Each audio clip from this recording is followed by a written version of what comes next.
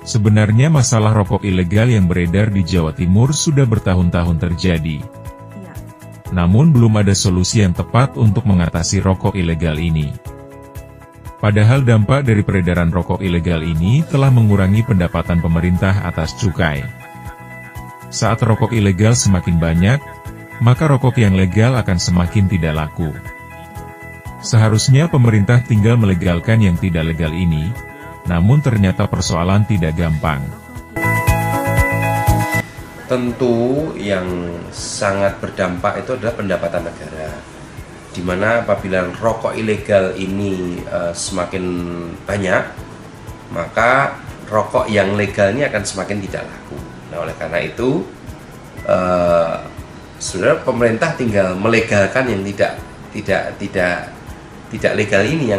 Yang ilegal ini bagaimana caranya setelah ketangkep atau dipaksa untuk melegalkan rokoknya sehingga mereka bisa punya pita cukai, kan seperti itu tuh.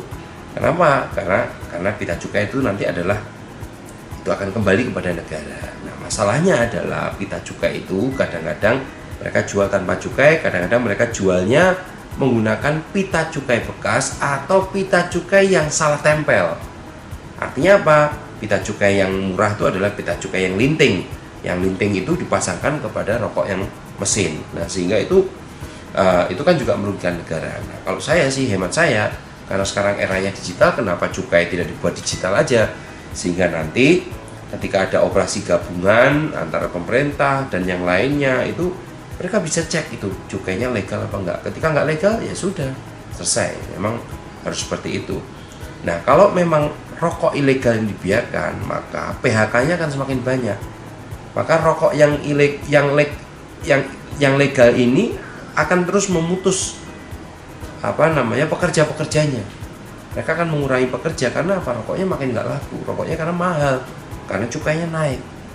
Nah, menurut saya juga kenaikan cukainya itu juga harus bertahap, tidak boleh langsung jegler. Malah ini yang rokok juga tambah banyak kan sekarang, apabila ini sekarang pita cukai dinaikkan, tapi yang rokok juga sekarang tambah banyak, nge-vape, ngerokok, apa itu tambah banyak juga. Nah, ini juga harus diputuskan bersama-sama, dipikirkan bersama-sama. Bagaimana cara umpamanya kalau kita mau campaign anti rokok supaya sehat itu bagaimana yang tepat, bukan yang terjadi seperti sekarang.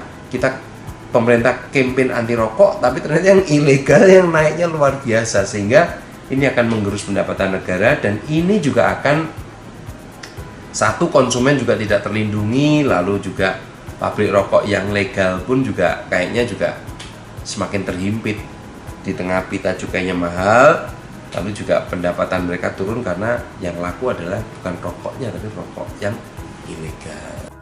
Kalau memang rokok ilegal yang dibiarkan, maka PHK atas perusahaan rokok yang legal akan semakin banyak. Pabrik rokok yang legal akan memutus pekerja-pekerjanya. Mereka akan mengurangi pekerja, karena rokoknya makin tidak laku, karena mahal dampak cukai naik. Kurang lebih kalau menurut saya pendapatan Jawa Timur itu kan nyumbang terbesar 60%. 60% cukai dari Indonesia itu dipenuhi dari Jawa Timur. Nah, bayangkan kalau ini kan rokok legal nih ya yang ngasih cukai. Kalau yang legal nanti akan turun, dikuasai oleh rokok ilegal, atau rokok ilegalnya naik katakan 30% atau kurang dari 30%, nah ini kan juga akan menggerus yang ini. Pasti yang ini harganya katakan 10.000, yang ini harganya cuman 3.000, ya pilih yang 3.000. Orang rokok itu kan asal ngebul. Tapi kalau yang sudah ekonominya tinggi, ya dia pasti akan merek yang akan dia kejar, kan kira-kira seperti itu.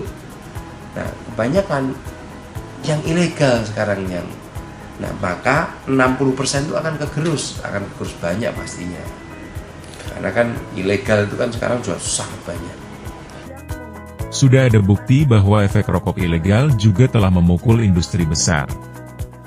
Salah satunya gudang garam, yang dalam laporan neraca tahun 2024 mengaku kehilangan 100 triliun lebih pendapatannya. Nah itu sudah jelas buktinya. Gudang garam tuh waktu saya SMP itu ya, dulu tuh waktu saya SMA SMP itu karyawannya mungkin 50-an ribu.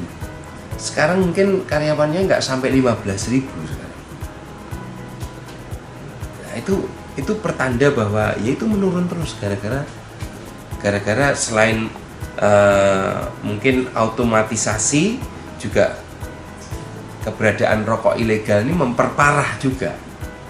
Kalau automatisasi kan cuman rokok filter, tapi yang rokok kretek kan tetap harus linting sigaret, linting tangan itu ya. Nah itu kan yang menyerap besar itu yang linting tangan itu. Nah kalau ini dilakukan oleh industri rumahan yang kita tidak bisa mengukur kadar tembakaunya atau berapa ininya, tarnya, berapa nikotinnya. Lalu pemerintah tidak ada penelitian di situ seperti yang dilakukan di perusahaan rokok legal, maka ini akan tumbuh kencang, yaitu bahaya. Dana bagi hasil cukai dan tembakau itu ada anggaran untuk sosialisasi dan penegakan hukum. Nah itu dimaksimalkan untuk penegakan hukum. Dan mungkin kalau bisa dimaksimalkan untuk perusahaan-perusahaan kecil rumahan itu untuk melegalkan rokoknya kalau perlu, sehingga sama-sama membayar cukainya, walaupun mungkin nanti yang perumahan membayar cukainya mungkin lebih murah. Nah kira-kira begitu. Nah kalau nggak begitu kan ya kasihan yang legal gitu loh, pendapatan negara pun juga akan berkurang. Nah itu usulan saya itu. Jadi sosialisasi, penegakan hukum melalui dana bagi hasil cukai dan tembakau itu dimaksimalkan. Mungkin operasinya gabungan, tidak peduli nanti ini backingannya siapa. Wah ini katanya backingannya ini rokok ilegal, harus ditangkap. Nggak bisa itu kalau seperti itu, harus tangkap. Karena kan ya yang saya dengar dan saya banyak baca di berita-berita itu ada backingannya ini, ada backingannya ini, ada backingannya ini. Nah itu nggak boleh, karena hukum di Indonesia itu sama. Itu yang menyebabkan kerugian negara, ya itu juga menyebabkan kerugian negara karena nggak bayar pita cukai. Padahal pita cukainya nanti akan kembali lagi, ada yang untuk BPJS juga untuk seluruh masyarakat yang ada di Indonesia. Pemerintah Provinsi Jawa Timur sangat mendukung gebrakan mencegah dan menegakkan hukum atas peredaran rokok ilegal ini. Sebab dampak rokok ilegal ini, Jatim selalu kehilangan pendapatan bagi hasil cukai hingga triliunan rupiah. Bahkan salah satu industri rokok yang menjadi tulang punggung di Jawa Timur ikut terdampak. Ini hal yang serius dan berkaitan dengan salah satu industri yang menjadi tulang punggung di Jawa Timur, yang kita yakini kita bisa mencari titik tengah antara kemaslahatan masyarakat dan juga tentunya kemaslahatan mereka yang menggantungkan hidupnya di sektor yang telah lama sekali memberi kontribusi bagi penghidupan masyarakat. Oleh karena itu kami meyakini semua langkah harus ditempuh semaksimal mungkin untuk bisa menjaga harmonisasi itu. Pemerintah provinsi tidak akan mengabaikan masalah ini. Sebab semakin banyak pengangguran, efek korban PHK di perusahaan rokok akan menimbulkan masalah baru dan sangat mempengaruhi ekonomi kawasan. Kita ini masih tengah tahun ya, kita akan terus pantau, tapi tadi harmonisasi antara kemaslahatan mereka yang bekerja di sektor penyumbang terbesar kedua industri di Jawa Timur dengan kemaslahatan masyarakat pada umumnya, itu kita pendekatannya adalah harmonisasi. Artinya tidak boleh mengabaikan kemaslahatan satu di antaranya. Kita cari jalan yang sinkron yang baik di antara kedua.